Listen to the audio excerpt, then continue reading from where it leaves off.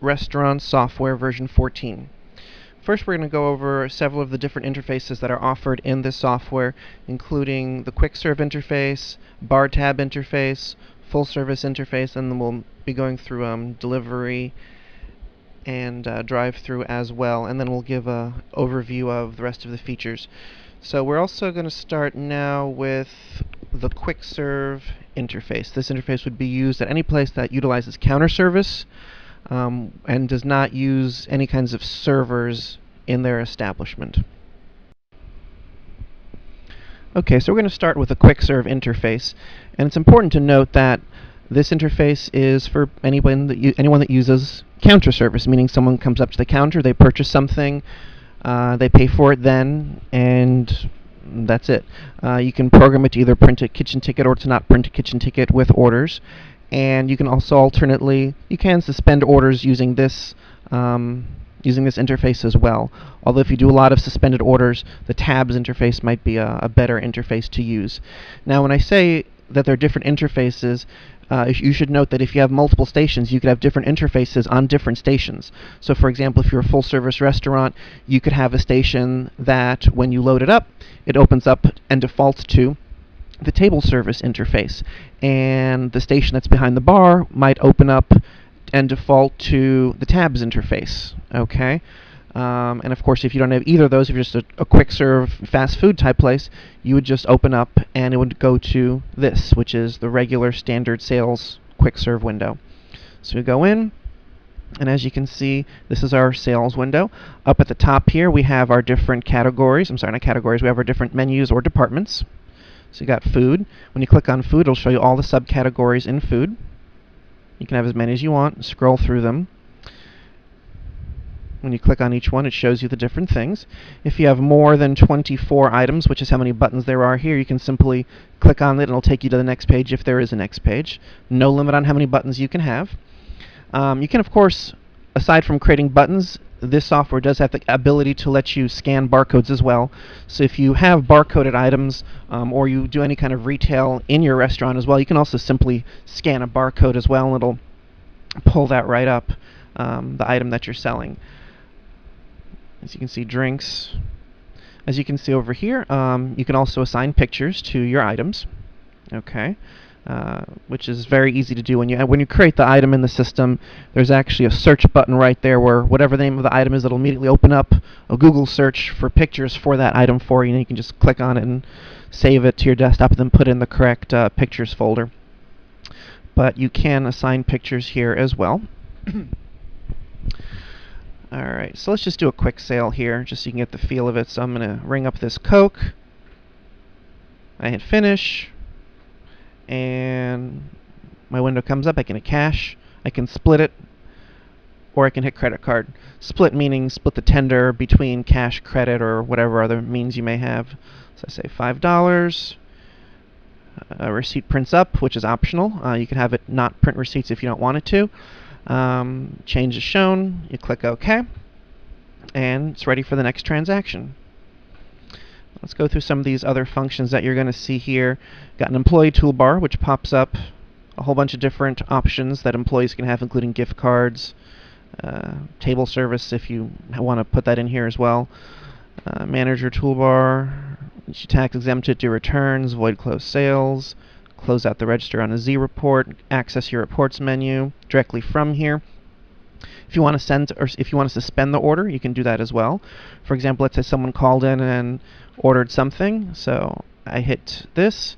I'll hit the name tag button so I know who it was. I'll say John. Okay, as you can see, this is my open order down here. It shows me on order number 21, named John. If I hit send suspend, it takes me to the next transaction, and as you can see, I'm on a new transaction here, and it shows the suspend order over here. If they suspended order over here, click on this order, it pulls it right back up. I can close it out, and now it's gone. You can also click on this and see all the orders that you have here, but typically you're only going to show the open orders. Let's see what else we got here. Print check. That lets you just print a check for someone. That's usually more used in table service type functionality as opposed to quick serve, but it's there if you want it. Clearing a sale. You can also do things like add notes. So for example, I ring up my platter here. It comes with a salad, ranch dressing. Choose pita bread and a side. Okay. Let's say I wanted to add some notes that I could click Kitchen Notes, and I could say, for example, no onions, no cheese. You can make this list as long as you want. And of course, you can always type in something specifically like no veggies. No veggies in the veggie platter. Okay, and then that will, of course, show up. It doesn't show it up here, but it will show up on the ticket when it goes to the kitchen. And clear sale, clears the entire sale. Got item tools over here, tax exempt things, modify the price. You can do all sorts of, there's many different options over here. One thing to note is that with this interface, and with all the interfaces, all these buttons are completely customizable, so you can add or change the different functions that show on the toolbar on both sides of the screen here, because some things are more important for other people. For example, if you do a lot of gift cards, you might want to put your gift card functionality right down here, which is of course built into the system. Discounting, split checks, if you need to add a tip afterwards for credit card purposes, opening the cash drawer.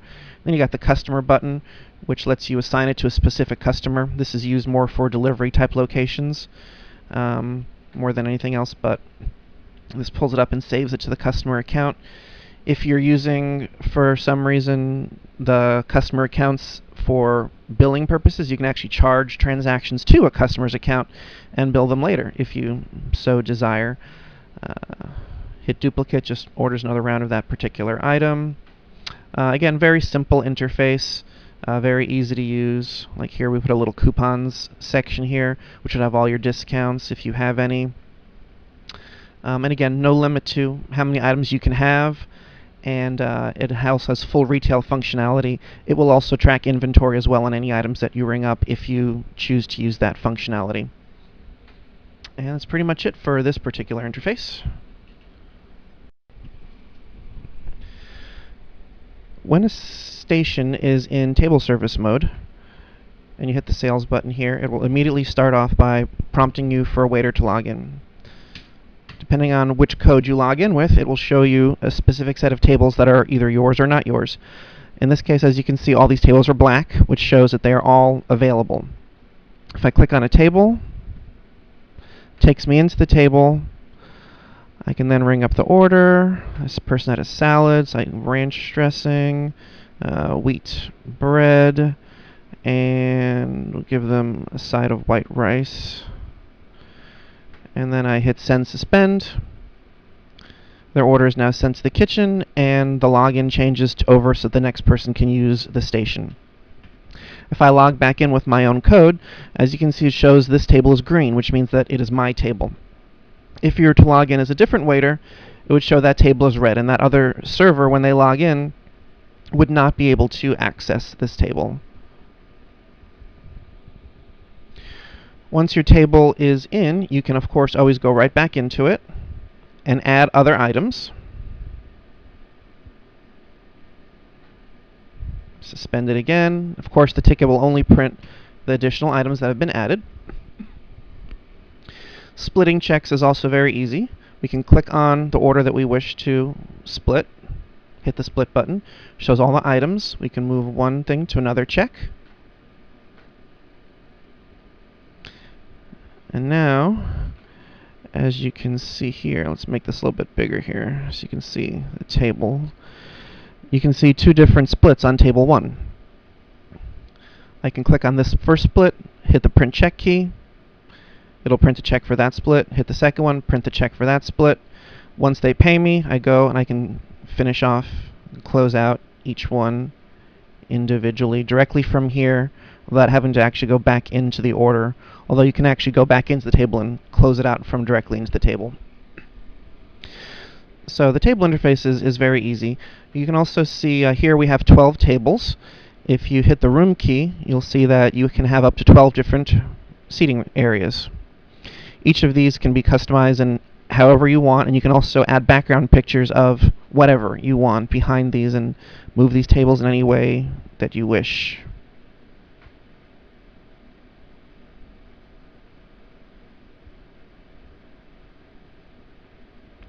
Let's go back to our main interface here.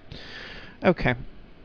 If you happen to be a location that has a hostess station, meaning that you actually have an entire station devoted just toward seating people, you can use the reservation module where people can put reservations in ahead of time, and when they arrive they can be automatically seated at the table. You can also create a waiting list. For example, I type in John here. I'll say 6. I know it's a party of 6. I hit OK, and it shows me John has been waiting and how long he's been waiting for. And then what I would do is, when it's time to seat them, I would just click on their name, hit the table button, and seat them at a table. Okay. Now, as you can see, this table is now turned purple, which shows that someone has been seated at that table. You can also use the Seat Table button to seat someone who's not on the waiting list, and it simply marks. You can put a name in, or you don't have to put a name in, it doesn't matter. It marks now that this table has been seated. When the table is purple, it means it's been seated, but no one has actually put an order on the table. So if someone is walking by, if a server is in their area, and they see their screen over here, they'll see a purple table. If they click on the table while they're logged in, the table will then turn blue, showing that a server has now picked up that table and has acknowledged that those guests need to be helped.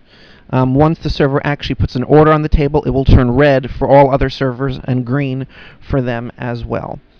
When the server is done with their shift, they simply come over to any of the terminals, hit the waiter report, and it runs a closeout report just for that one specific server, and shows you exactly as a manager what they owe you for the night.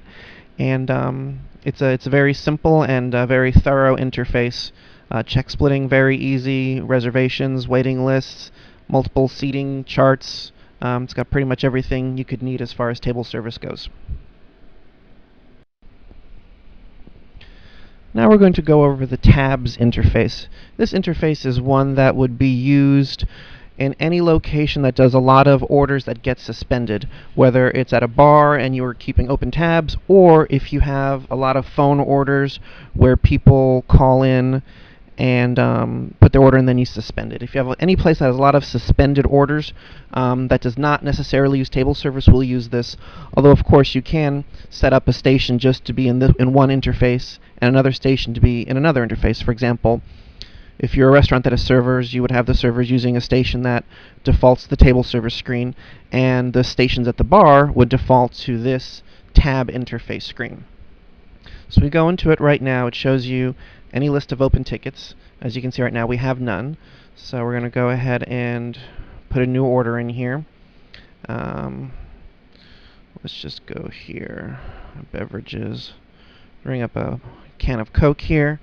And in this case, what we're going to do right now is, this is going to be an open tab. So we're going to hit the name tag button down here and type in the name of the customer. Click OK, and then we're going to hit send suspend.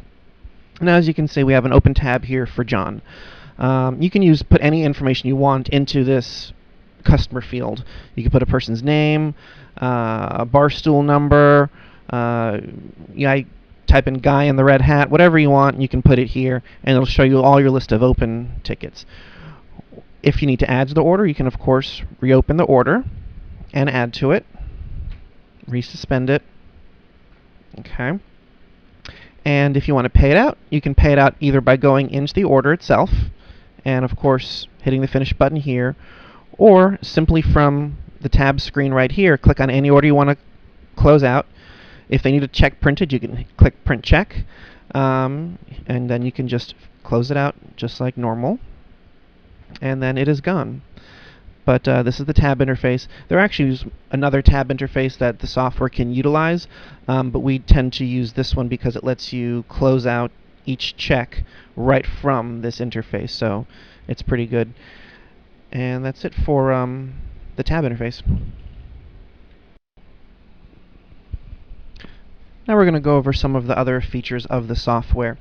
From the main menu right over here, you'll see that there's a kitchen monitor and a bar monitor, meaning that you can actually have a station devoted simply toward showing you your sales for either one prep area, or it doesn't necessarily have to be the kitchen and a bar. It could be prep area 1, prep area 2, however you really want to do it. It's pretty much the same thing, but you can send orders to here, and then they'll show up on the monitors at that location.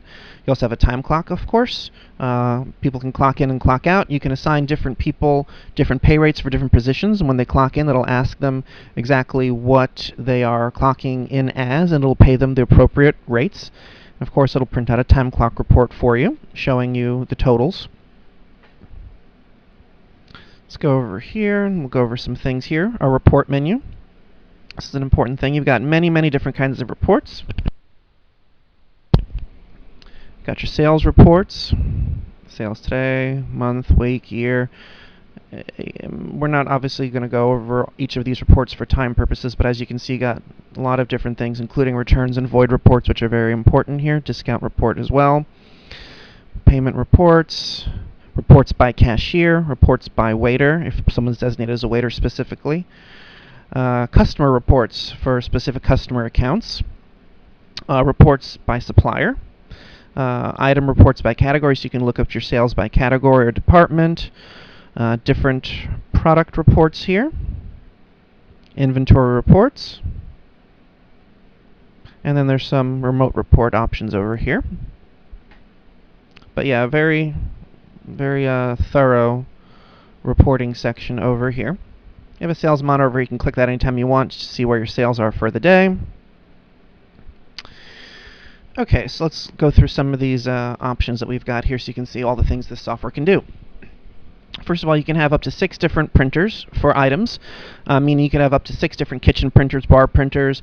You can route a prep ticket to go to any one of 6 printers.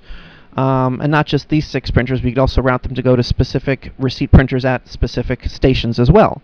So for example, if you wanted to have all the drinks print up at the receipt printer at your bar station, you could have that designated as a prep printer for all the drinks to go to, and then all the drinks will print there, whereas all your hot food, for example, might print to your kitchen.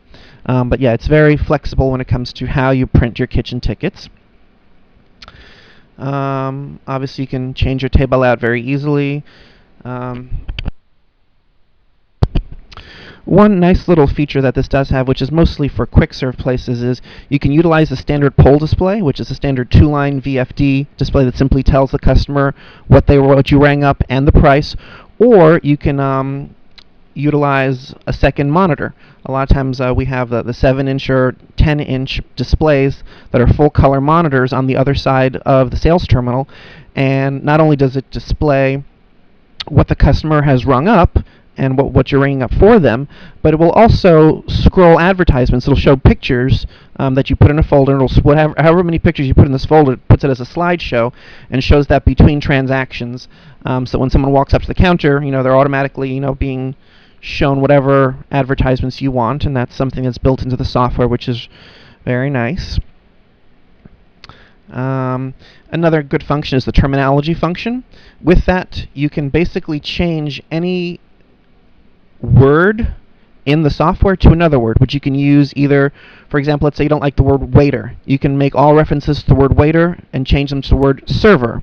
Or you can also use that to translate certain parts of the software into other languages.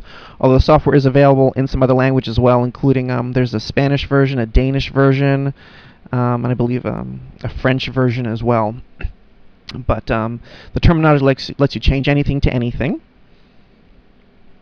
Email setup. This is an interesting thing here. You can also do some nice stuff, for example, where you can have the system automatically email you reports either throughout the day or simply at the end of the day, which can be very useful.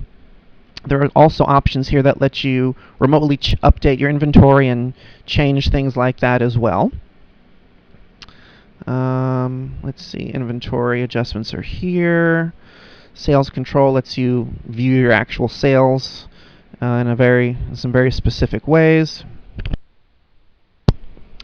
The customer accounts are a very powerful tool that are in here. It's not as used in the restaurant versions as it is in the retail, but it does allow you to have a very large customer database where you can actually track everything that customers have sold.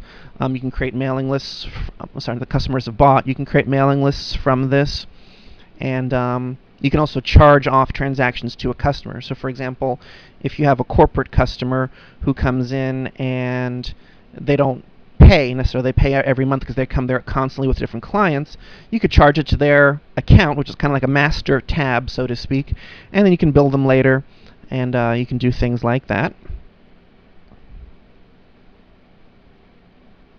And then here we've got all the different tools here, which we don't really need to go into too much right now. The only thing of importance or interest that I should say right now would be the gift cards, and that is that the software does support gift cards built in directly into the system, meaning you don't have to pay a processor to use them. You can go out and buy gift cards anywhere you want, and they can be used in the system to store balances on.